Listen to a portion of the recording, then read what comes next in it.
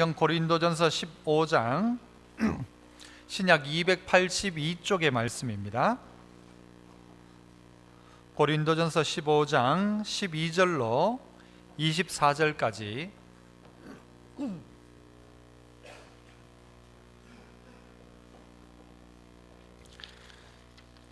고린도전서 15장 12절로 24절, 제가 12절 먼저 읽습니다.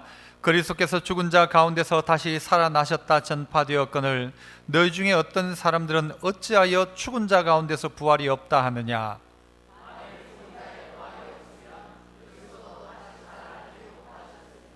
그리스도께서 만일 다시 살아나지 못하셨으면 우리가 전파하는 것도 헛것이요 또 너희 믿음도 헛것이며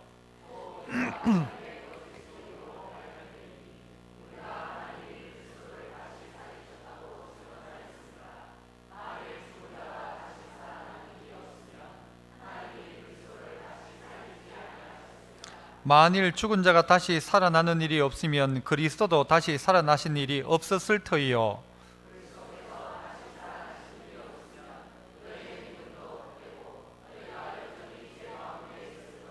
또한 그리스도 안에서 잠자는 자도 망하였으리니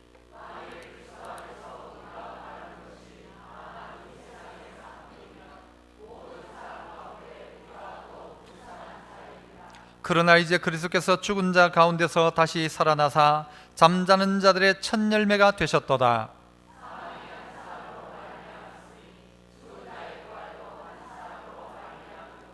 아담 안에서 모든 사람이 죽은 것 같이 그리스도 안에서 모든 사람이 삶을 얻으리라.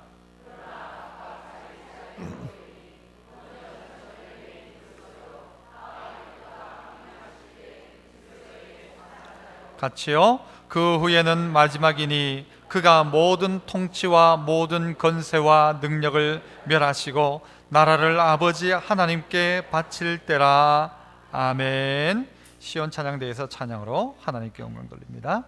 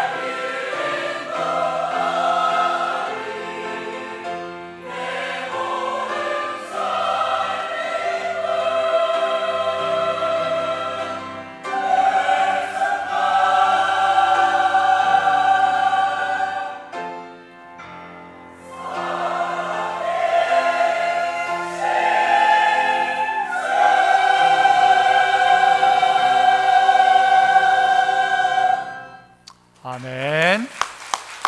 귀한 찬양 감사합니다. 오늘 부활주의를 맞아서 부활의 증인 공동체라는 제목으로 말씀을 함께 나눠보고자 합니다. 프랑스에 루이 14세라는 왕이 있었습니다. 이 왕은 아주 절대군주요 폭군이었다 합니다. 그런데 그 동네에 한 점쟁이 하나가 있었는데, 이 점쟁이를 붙잡아 가지고는 이 점쟁이가 자꾸 혹세무민하니까, 사람들 속이고 하니까 이놈을 죽이려고 딱 해놓고는 네가 점을 얼마나 잘 치는지 한번 보자 하고는 이렇게 물었습니다. 네가 언제 죽을 것 같냐 라고 물었어요. 네가 언제 죽을 것 같냐. 임금이 예를 들어서 이 친구가, 이 점쟁이가 내일 죽을 것 같습니다 하면 오늘 죽여버리면 그 말이 틀린 거고, 또 뭐 한 달 뒤에 죽을 것 같습니다 해도 뭐 지금 죽여버리면 이 사람 말이 틀렸다는 걸 보여주기 위해서 임금이 그렇게 이야기를 한 겁니다. 그런데 이 점쟁이가 뭐라고 대답을 했는가 하면은 참 지혜롭게 대답을 했어요. 임금님이 죽기 사흘 전에 제가 죽을 겁니다. 그렇게 이야기했어요. 그러니까 내가 죽고 난 다음에 며칠 뒤에 당신이 죽는다? 사흘 뒤에 죽는다. 이게 맞는지 안 맞는지는 자기도 막 걱정이 되는 거예요. 무슨 걱정일까요? 이게 곧 죽음에 대한 걱정입니다. 죽음에 대한 걱정. 아무리 자기가 절대 권력을 가지고 있어도 내가 언제 죽을지 모른다는 이 권력이, 이 두려움이 우리를 벌벌 떨게 만든다는 것입니다. 그래서 이런 말이 있다고 하더라고요. 짖는 개는 물지 않는다. 왜 짖는 개가 물지 않을까요? 짖는 이유가 뭐 때문인가 하면 두려워서 짖는 겁니다. 힘이 좋고 막 해서 짖는 게 아니라 자기가 두려우니까 겁나서 짖는 거고, 짖는 개는 물지 않는다. 누구를 빗댄 이야기인가요? 김정은 이야기입니다. 김정은 이야기.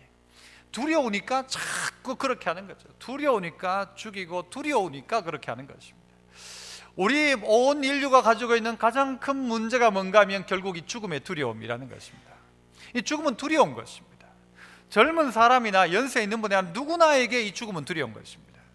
죽음이 무엇 때문에 어디서부터 오게 되었는가? 그건 우리의 죄로 말미암아 이 땅 가운데 죽음이 오게 되었죠.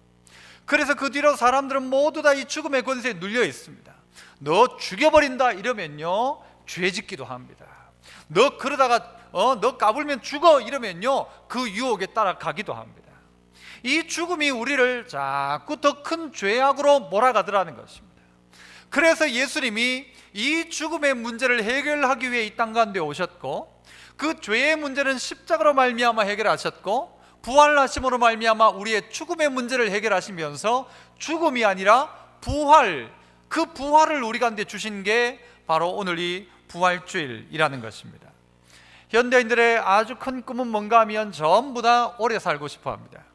그래서 뭐 어떻게 좀 건강하냐 하면요 막 온 동네 사람들이 거기로 모입니다. 뭐가 좋다 하면은 막 사람들이 전부 그거 사가지고 슈퍼에 그게 동이 날 정도이죠. 뭐 이게 좋다 하면 다 우 가가지고 막 그걸 삽니다. 그 다 무엇 때문입니까? 몸에 좋다는 거죠. 바꿔 말하면 죽기 싫다는 것이고 오래 살겠다는 것이죠. 그러나 기껏해봤자 사람은 100살입니다. 이 100세 시대가 열렸다고 이야기하지만, 그러나 오늘 성경은 우리에게 100세 정도가 아니라 영생을 우리에게 이야기하고 있습니다. 그 영생은 무엇으로 가능한가? 부활입니다. 부활로 말미암아 우리는 영생의 자리에 들어갈 수 있는 것입니다. 외국 같은 경우에는 무덤 앞에 가면 Rest in Peace라고 해서 평안히 잠드소서라고 그렇게 이야기하죠. 그러나 그래서 이제 무덤도 보면 조그마한 비석 하나 있고 거의 대부분이 평토장한 무덤입니다. 그냥 뭐 봉 뭐 이런 게 잘 없죠, 봉분이. 그런데 우리나라의 무덤이나 이 동양의 무덤을 보면요 엄청 크게 무덤을 만듭니다. 그리고 그 무덤 안에 대단한 권력자가 있다고 한다면 그 권력자는 그 안에다 뭘 넣습니까? 어떨 때는 마차도 넣고, 그죠? 거기다 어떨 때는 자기 부리던 종도 같이, 그 자기 죽으면 그만인데 자기 살아있는 종들까지도 같이 그 자리에 묻어버려서 죽은 뒤에도 뭐 하라고? 그 임금을 시종 들라고. 웃기는 노릇이죠. 그래서 그 안에다가 밥그릇도 갖다 놓고 숟가락도 갖다 놓고 뭘 먹으란 거죠? 여러분, 이게 이 동서양에 있어서의 차이인 것입니다. 죽음에 대한 차이입니다. 이게 끝이라고 생각하는 것이죠. 어느 한쪽은 편히 잠드셔서 잠들었다가는 어떻게 해요? 깨는 날이 옵니다. 그러나 이쪽은 끝난 겁니다. 무덤이 다인 것입니다. 그러니까 무덤에 숟가락도 갖다 놓고 밥그릇도 갖다 놓고 거기에 어떻게 해요? 사람 죽으면 우리나라 입 벌려가지고 쌀도 여기 한 줌 넣어가지고, 그죠? 돈도 넣어줘요. 노잣돈으로 쓰라고. 여러분이 모든 것이 결국은요, 이 죽음에 대한 두려움의 문제가 오늘 우리를 자꾸 고민하게 만든다는 것이죠. 그러나 오늘 예수님께서 부활하심으로 말미암아 우리 가운데 놀라운 은혜와 놀라운 것들을 우리 가운데 허락하셨는데, 그 어떤 것일까? 오늘 몇 가지를 좀 살펴보았으면 좋겠는데요. 그 첫 번째는 한번 따라해 봅시다. 예수님 다시 살아나셨습니까? 여러분, 다시 살아나셨습니까? 정말 살아나셨나요, 예수님이? 여러분, 이 사실에 대한 믿음이 있다면 그들은 어떻게 해야 되는가? 부활을 믿는 증인이 되어요. 예수님이 사셨다는 것은 사실이에요.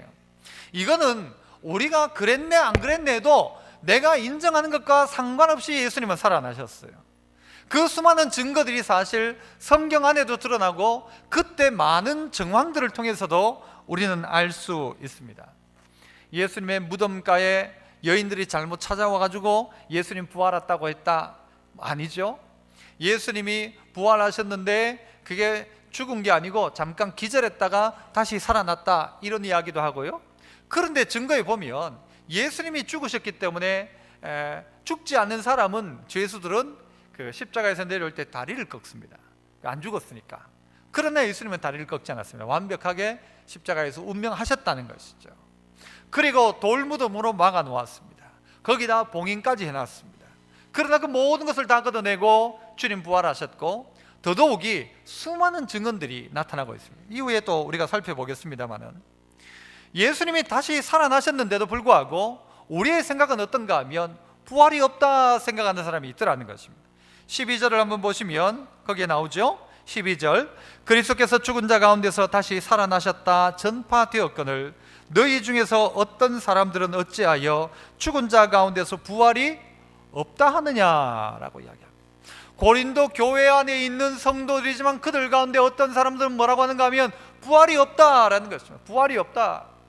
예수님이 부활하셨다고 그것을 증거했는데 그 교회 다니면서도, 그 고린도 교인이면서도 불구하고 어떤 이들은 말하기를 부활이 없다라는 것입니다. 사두개인과 바리새인들이요 늘 논쟁했던 게 무슨 논쟁을 하는가 하면 부활이 있는가 없는가에 대한 논쟁을 했습니다. 부활이 있는가 없는가라는 것입니다. 예수 믿는다고 하면서도 이 부활에 대해 못 믿는 분들이 있더라는 것입니다. 예수님이 제자들에게 계속해서 내가 부활할 것이다, 부활할 것이다 이야기했음에도 불구하고 제자들은 그걸 믿지 않았습니다. 믿지 않으니까 예수님이 부활하셨다 해도 거짓말이라고 했고, 그 자리에 가지도 않았고 또 순종하지도 않았습니다. 그러나 오늘 이 자리에 있는 우리에게 필요한 것은 예수님이 부활하셨다는 사실을 믿는 믿음, 이게 필요하다는 것입니다. 믿음이 필요합니다. 그래서 어떤 이들 가운데는 이 예수의 부활을 믿지 못하니까 결국 그의 믿음도 어떻게 되는가 하면요, 반쪽 믿음이 되는 것입니다. 진짜 믿음이 아니라는 것이죠. 사람들은 뭘 믿는가 하면 믿고 싶은 것만 믿습니다. 자기가 생각하는 대로만 믿습니다.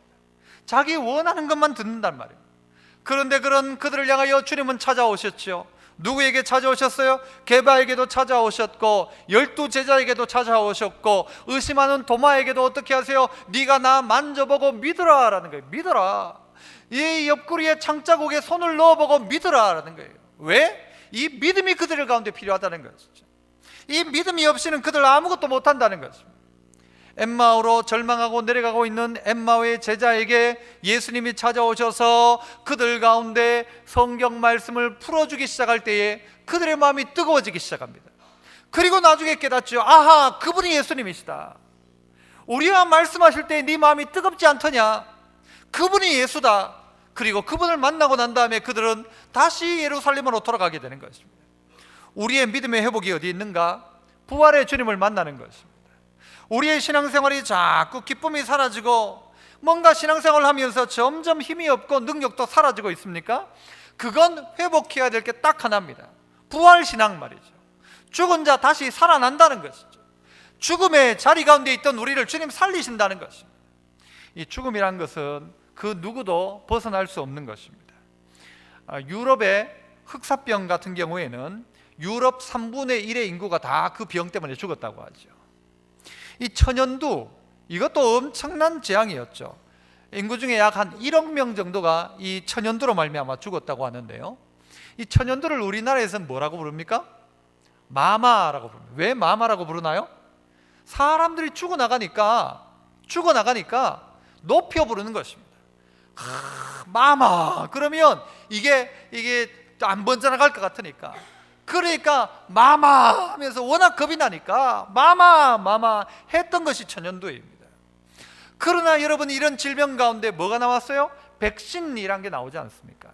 그 백신이 어떻게 해요? 그거 딱 맞으면 어떻게 해요? 그 병 가운데 치유가 되기 시작하는 것입니다. 낫기 시작한다는 것입니다. 이 주사 한 방 맞으면 고침받는다는 것입니다.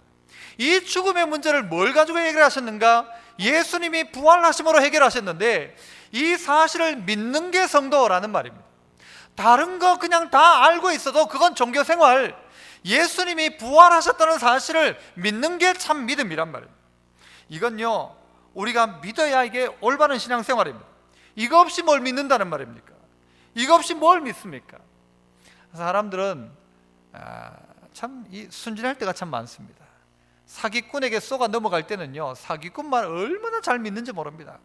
그래가지고 순식간에 사기를 당합니다. 어디 TV에서 무슨 말 한번 하면요, 거기에 전부 귀가 쫑긋합니다. 그런데 무슨 말은 못 믿는가? 성경이 이야기한 이 말은 못 믿는 것입니다. 예수님이 내 부활한다, 이 말은 못 믿는 것입니다. 안 믿는 것입니다. 예수님이 부활하셨다, 그런데도 불구하고 부활이 없다 하는 사람들이 교회 안에 있더라는 것이죠. 천사들이 무덤까지 찾아온 여인들에게 뭐라고 이야기합니까? 와서 봐라 그러죠. 와서 봐라.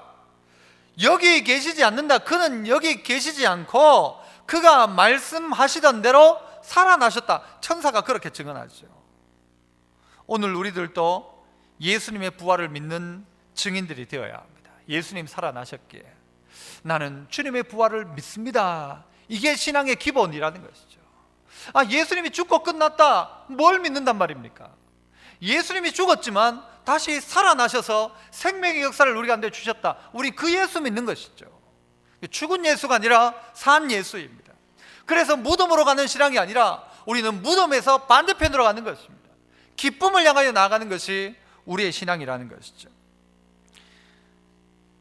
두 번째는 한번 또 따라해 봅시다. 우리는 불쌍하지 않습니까? 우리 불쌍합니까? 불쌍하지 않습니까? 목사님, 세상에 내가 참 불쌍합니다, 이렇게 말합니까?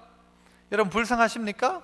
오늘 성경 19절에 보면요, 이 불쌍한 것에 대해서 이렇게 이야기합니다.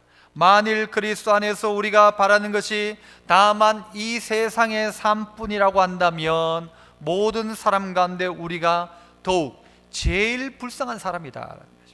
다른 말로 부활이 없다면, 우리가 사는 이게 다라고 한다면 우리는 제일 불쌍한 사람이다라는 것입니다. 다시 한번 물어봅시다. 우리는 불쌍합니까? 안 불쌍합니까? 안 불쌍하다면 그 이유가 무엇 때문입니까? 부활 있지 않다면 우리는 불쌍한 사람입니다. 예수의 부활이 없다면 제일 불쌍한 사람이 누군가? 예수 믿는 사람이라는 것이죠. 예수 믿는 사람이 제일 불쌍하죠. 부활이 없다면 어떻다고 이야기합니까? 성경 쭉 보시면 부활이 없는 제일 불쌍한 사람, 어떤 불쌍한 사람이냐? 13절에 보면요, 예수님이 살아나실 일도 없는 거예요. 그러면 우리가 전파하는 것도 헛것이에요. 14절.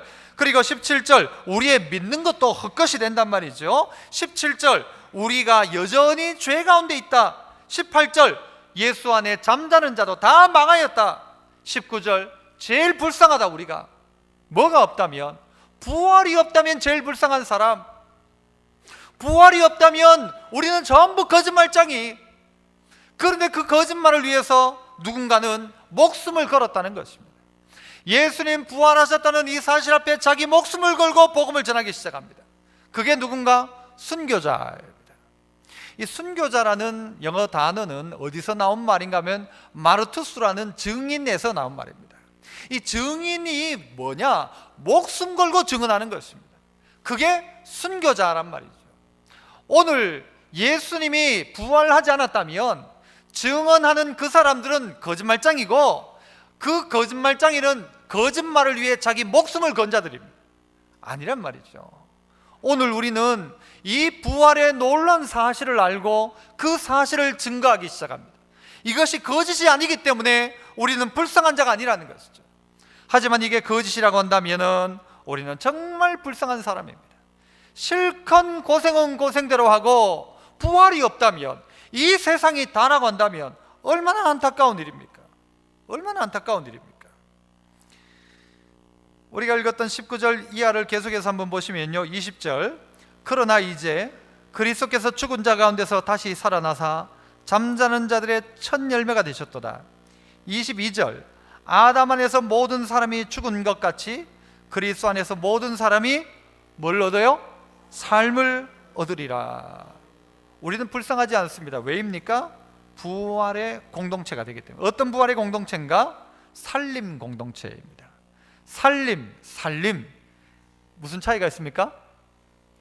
아이고 뭐 나는 집구석에서 살림만 하고, 이 살림하고 살림, 사람을 살림하고 같은 겁니까? 다른 겁니까? 같은 겁니다. 같은 겁니다.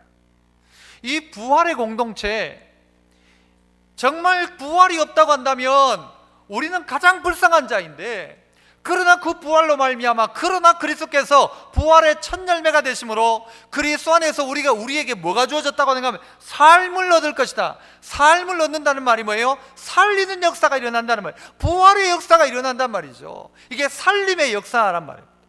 그래서 우리 부활을 경험한 우리가 어떤 일들을 감당하는가? 살리는 역사, 살림의 공동체를 만들어야 한다는 것입니다. 그래서 내가 있는 자리가 살아나는 거예요. 그죠? 내가 있는 자리가 집에서 그냥 밥만 하는 게 아니고, 그게 살림이 아니고, 그 살림을 통해서 뭐예요? 누구를 살려요? 남편을 살리고 자식을 살리는 게 살림살이인 거죠. 살림살이. 내가 직장이랑 공동체에 들어가서도 어떤 일을 감당해야 돼요? 회계 업무를 하는 게 살림살이가 아니고, 직장 가운데 있는 사람들을 살리는 일을 하는 게 살림입니다. 살림의 역사, 살림의 공동체가 되어야 한다는 거죠. 어떻게 살릴까? 누가 살릴 수 있는가? 그리스도로 말미암아 삶을 얻은 사람이 살리기 시작하는 것입니다. 죽어가는 사람 살리는 것이죠. 오늘 병든 자가 있다면요, 그 병든 자도 이 부활의 소망 가지고 살아나기 시작해야 돼요. 아주 포기하고 있던 이들도요, 이 부활의 영광 앞에 살아나기 시작하는 거예요. 아침에 그런 이야기 드렸죠. 어떤 사람이 엄청난 고난의 자리 가운데 있는데도 늘 웃고 행복해하는 거예요. 왜 당신은 그렇게 힘든데도 불구하고 웃고 즐거워하느냐라고 하니까 내게는 부활의 소망이 있다는 거죠. 어떤 부활의 소망이냐? 지금은 내가 십자가의 고난이지만 사흘 뒤에 부활한다. 사흘 뒤에 회복된다. 사흘 뒤에 바뀐다. 사흘 뒤에 좋아진다. 이 마음이 그에게 있다는 것입니다. 우리에게 이 마음이 있어야 한다는 것이죠. 부활절 이 아침에 우리의 마음가짐이 뭐냐? 예수님 부활하셨다. 그래, 맞다 그래. 그 정도가 아니란 말입니다. 그 부활이 오늘 나에게 어떤 의미인가? 오늘 내가 그 부활로 말미암아 해야 될 일이 있다면 뭐냐라는 것입니다. 내가 먼저 살아나고 살리기 시작하는 것입니다. 내가 있는 자리를 살리기 시작하는 거예요. 죽어가는 영혼을 살리기 시작하는 거예요. 바로 이것이 부활의 소망을 가지고 살아가는 그리스도인의 삶이라는 것이죠. 아니면 이 일하지 않으면 우리는요, 이 부활이 없다고 한다면 가장 불쌍한 사람이에요. 이 주일날 이 자리에 앉아가지고 뭐 하는 거예요? 그죠? 뭐 합니까? 우리가 이 부활의 소망 때문에 오늘 이 자리에 앉아서 부활의 주님을 찬양하는 것 아닙니까?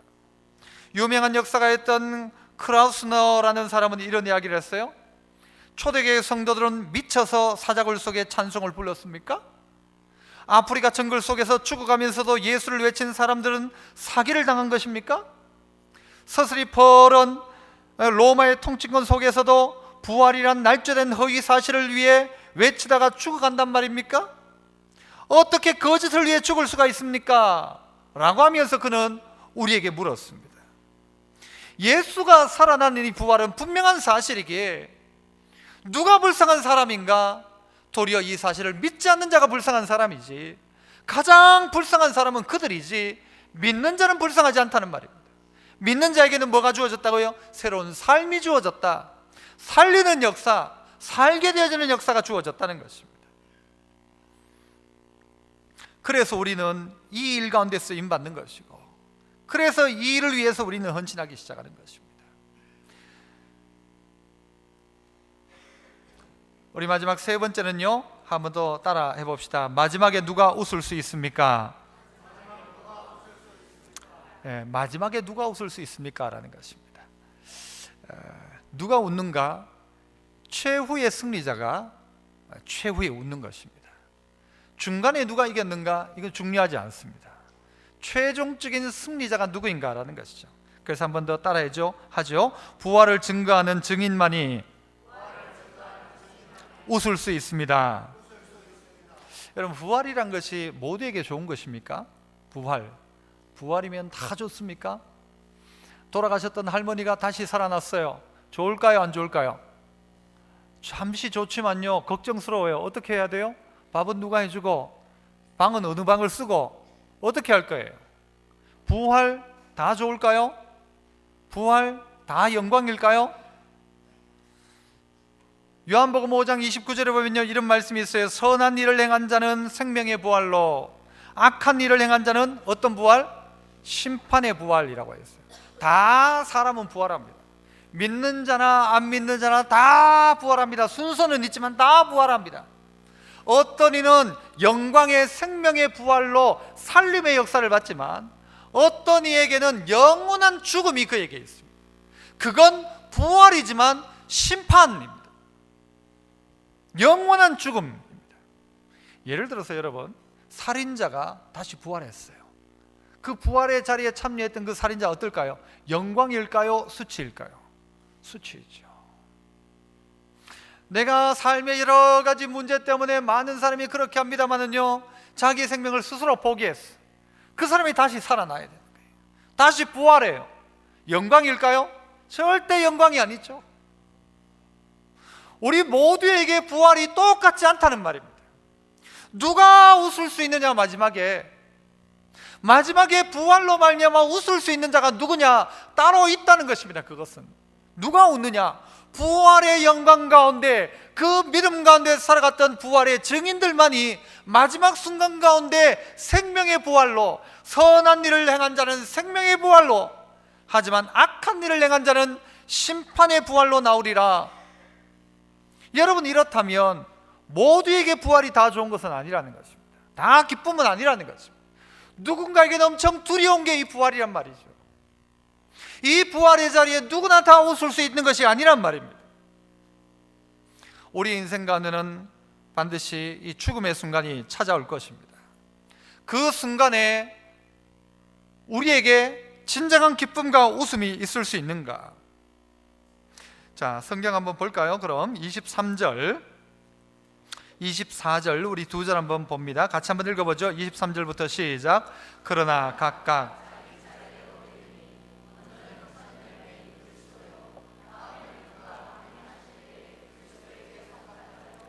그 후에는 마지막이니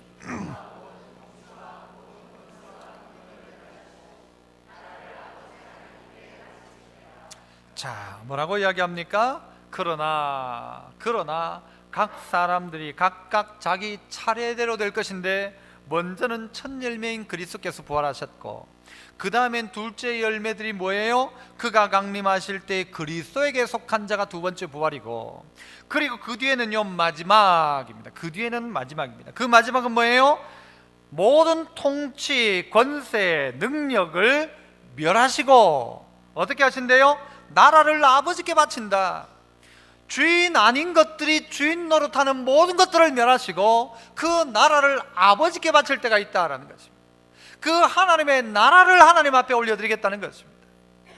그러므로 여러분, 우리의 마지막 때 가운데 첫 열매인 예수 그리스도, 그리고 그 뒤에 여러분 예수 그리스도가 강림하실 때에 그리스도에게 속한 자가 두 번째 부활, 그리고 마지막 때는 심판이 분명히 있다는 것입니다.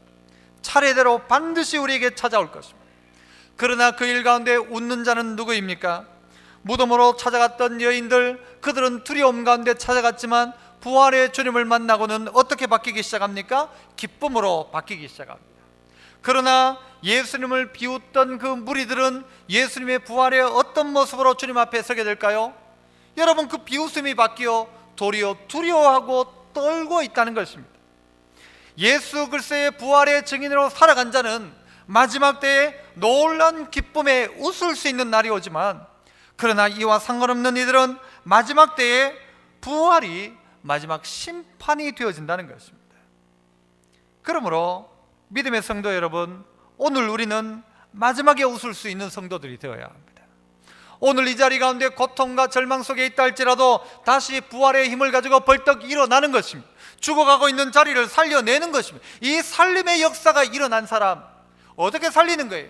죽어가는 영혼들에게 이 부활의 증인되어지는 것이죠. 그렇게 살려내는 것이죠. 이렇게 살려낸 자, 그들이 마지막 부활의 영광에 참여할 때 정말 놀라운 영광으로 그 앞에 참여하게 된다는 것입니다.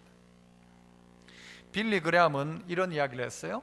하나님의 자녀들이 이 세상에서 마지막 숨을 거두는 순간 천국의 첫 숨을 들이키게 된다. 우리가 이 땅에서 마지막 숨이 끝나는 그 순간, 숨이 거둬지는 그 순간 우리는 어떤 숨을 쉬어요? 천국의 숨을 쉬게 된다는 것입니다. 그 말 들으니까 얼마나 감사한지 몰라요. 이 땅에서 마지막 숨이 끝나는 그 순간 천국의 숨을 쉬게 된다. 우리 인생의 마지막 날이 오게 될 것이고, 그때 주님 앞에 죽은 자, 주 안에서 죽은 자들은 복되다 했으니까 그 복된 자들이 어떻게 해요? 놀라운 생명의 부활로 저 천국에서 만나게 될 것이라는 것입니다. 여러분, 이 확신이 이 부활의 증인된 우리 가슴 속에 있어야 됩니다. 이 확신을 가지고 살아가야 한다는 것입니다. 그래서 이 부활의 증인들이 들어간 자리가 바뀌기 시작합니다. 예수 그리스도의 부활의 소식을 듣고 보고 경험했던 제자들이 온 열방으로 복음을 들고 나가기 시작합니다.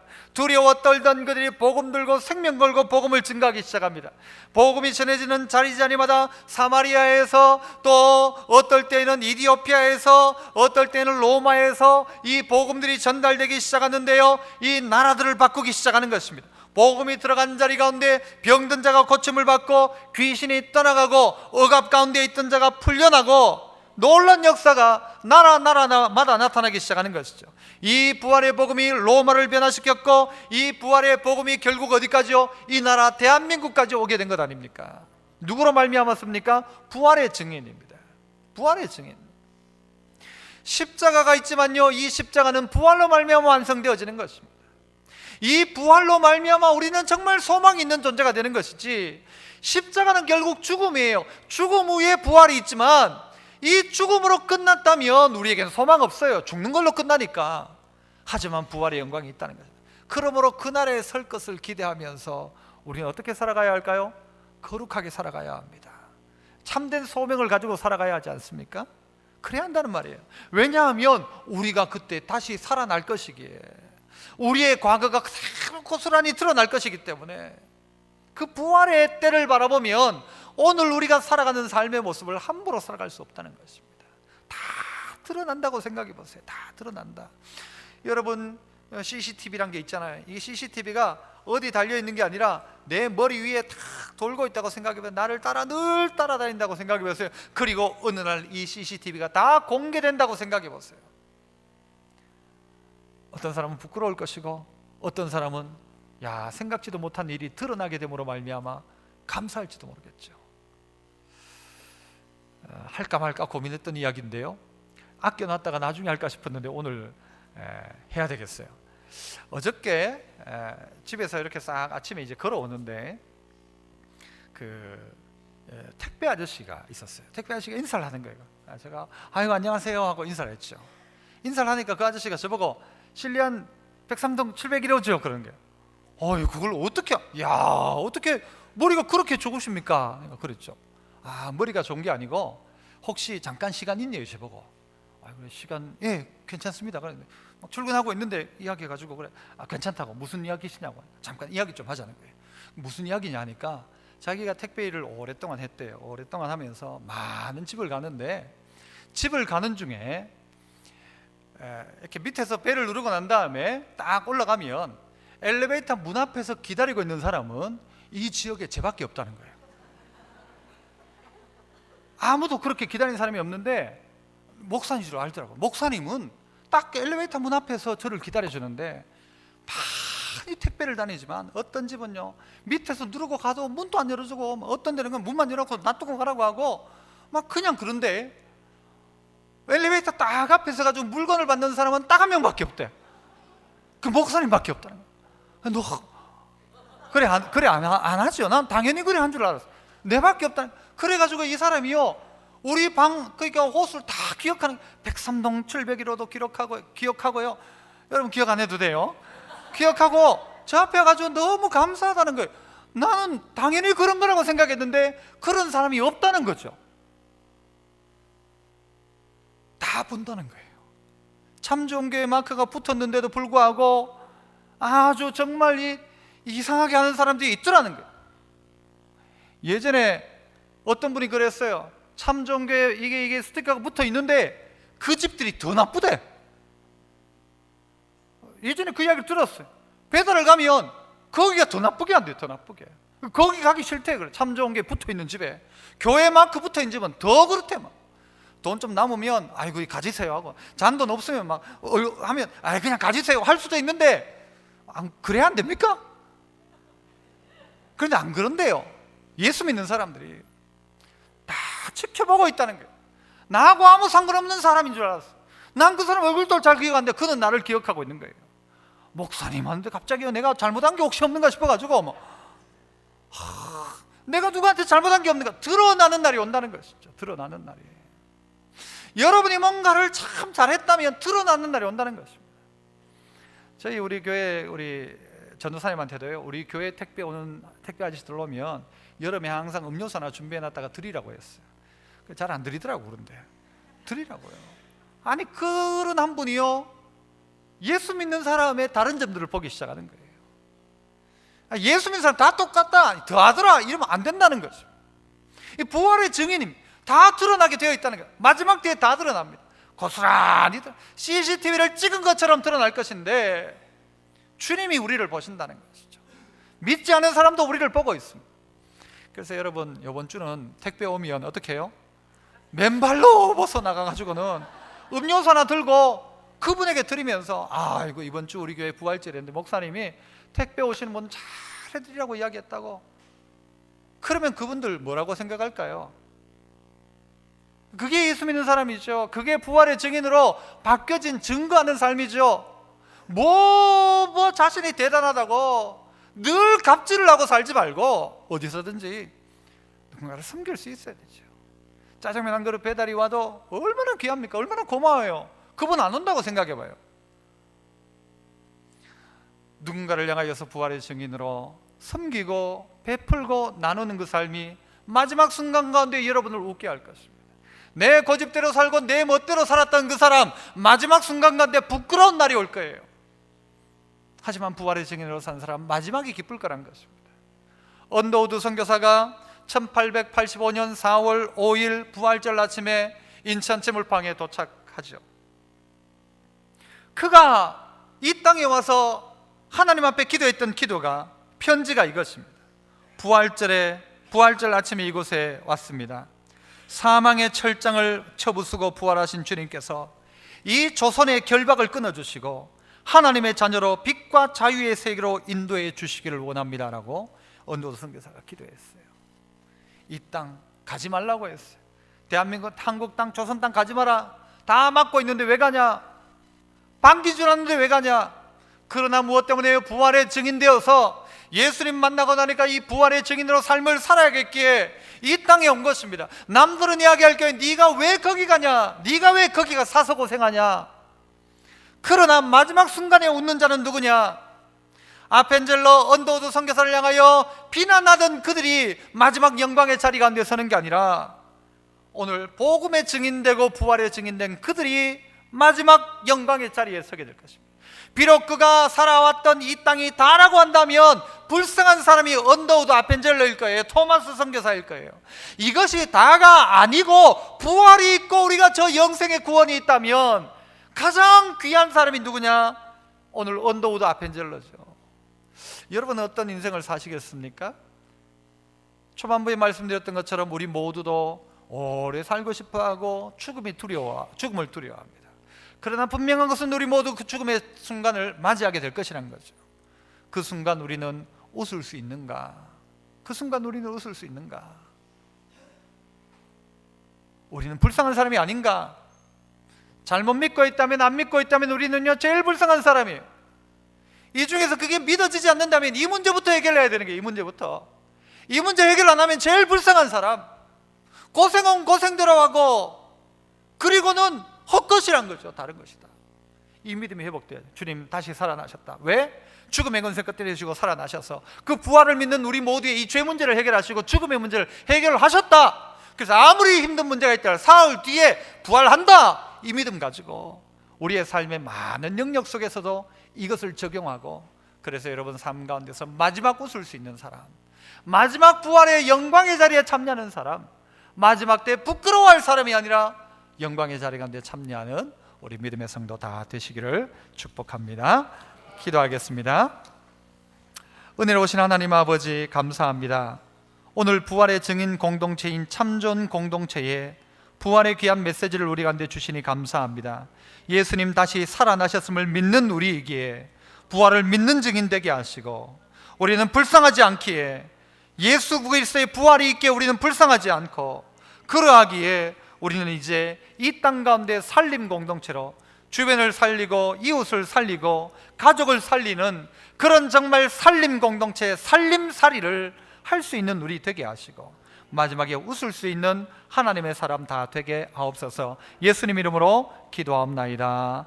아멘.